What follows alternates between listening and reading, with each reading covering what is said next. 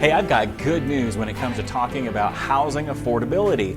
What does that have to do with me, you might be asking? Well, a lot if you're thinking about buying a home. People are talking about how rates are higher right now, but affordability really is a combination of rates, home prices, and wages. And I got good news about wages, income.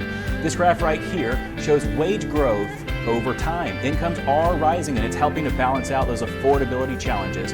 Higher wages improve home affordability because if you make more money, it takes less of your income to pay your mortgage.